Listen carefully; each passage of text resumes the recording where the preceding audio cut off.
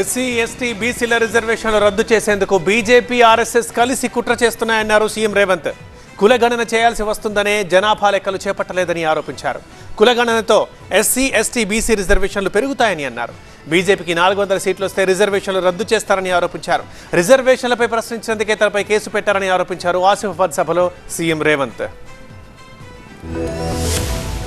బలహీన వర్గాలకు కూడా దామాషా ప్రకారం రిజర్వేషన్లు ఇస్తామని కాంగ్రెస్ పార్టీ చెప్తుంటే రిజర్వేషన్లను రద్దు చేయడానికి ఇవాళ బీజేపీ కుట్ర చేస్తుంది. కుట్రలో ఒక్కొక్క అడుగు ముందుకేసింది. ఈ ఎన్నికల్లో 400 సీట్లు గెలిస్తే మన రిజర్వేషన్లు రద్దయిపోతాయి. మన ఆదిలాబాద్లో మీరేసే ప్రతి ఓటు బీజేపీకి, మీరు బీజేపీకి ఓటు వేసిందంటే బీజేపీ మీ రిజర్వేషన్ల మీద పోటు పొడవబోతుంది.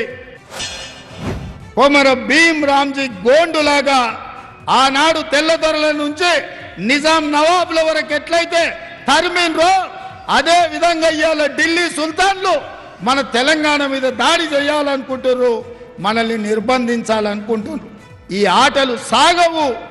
బీజేపీ చేసే ఈ కుట్ర రాజకీయాలను తప్పకుండా ఆదిలాబాద్ అండగా నిలబడితే తిరగబడి కొడతానని చెప్పి మీ అందరి తరఫున నేను మాట ఇస్తున్న మిత్రులారా. 10 ఏళ్ళు కేసీఆర్ పట్టించుకోలే, నరేంద్ర మోడీ ఆ పరిశ్రమ తెరవలే. ఇవాళ ఈ ప్రాంతంలో అపారమైన సున్నపు గనులు ఉన్నాయి.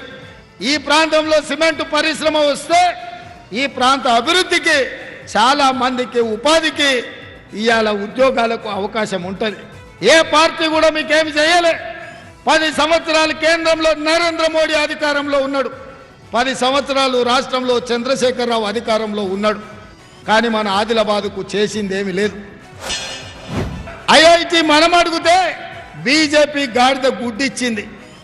ఇవాళ మనము సిసిఐ సిమెంట్ ఫ్యాక్టరీ కట్టండి అని అడిగితే మనకు గాడిద గుడ్డిచ్చిర్రు.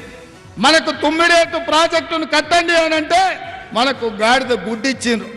ఐటీడీఏ ప్రాజెక్టులను పూర్తిగా పూర్వ వైభవం తేవాలి అని అంటే బీజేపీ వాళ్ళు గాడిద గుడ్డిచ్చిర్రు.